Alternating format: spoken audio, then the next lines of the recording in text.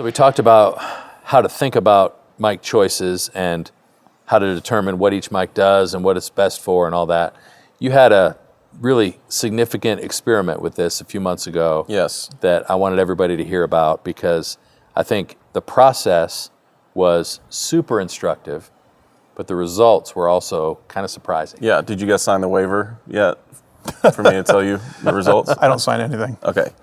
Okay, so we were having this challenge of cymbal bleed in microphones. The stage seems to be getting shallower and shallower. The upstage wall moving further and further downstage, pushing the drums ever closer to Set designers. I know, to the vocal mics. So Sounds like a magic room. yeah, it's awesome. So we were using condenser capsules for the most part on wireless transmitters. And anytime the singer would move away, it's just cymbals for days. And even when they're not moving away in some cases, it's just hi-hat, just like crazy in the vocal mics. So I decided to rent a bunch of capsules and do a test. So what we did was we set 6 microphones up really close together, not so close that they would mess each other up, but close enough to where they're gonna pick up the drum bleed the same.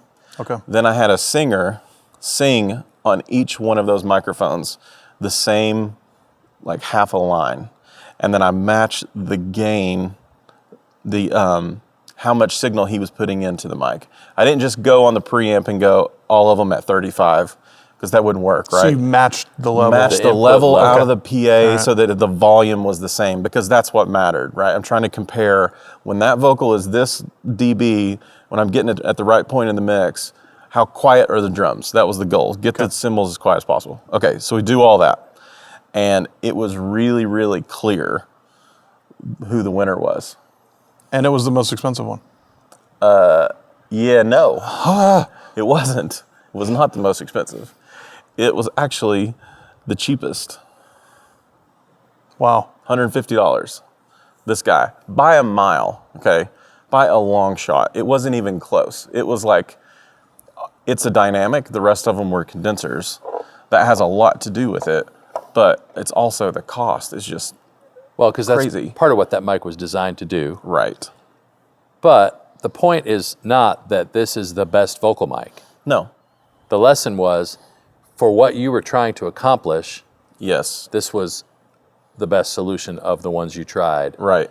But the mic itself might not sound the best in terms of your personal preference or Right. what you're looking for from a vocal sound. Right. So it was a bit of a compromise. Yeah. But that's what this is all about. So when you got done with that, what'd you do from there? Because that's not what you were using. No, I immediately switched our main singer to that. Really? Yeah. To this And one. you've been happy. Yeah, I've since switched again, but to something very similar, another Okay. dynamic mic that was actually even cheaper, one that was $99, which I like even better. Right. I love the top end and the clarity you Yeah. get out of these Yeah. mics. You know, it's, you know, a lot of these have that. You can't really get that out of the dynamics. It's just not in there. If you look at the white papers on them, Yeah. they just don't do that. Right. The mic we switched to, the $99 one, has a little more of that. So it was like halfway between these guys. For less money than both. Yeah, I mean, you're talking $100 or $1,000.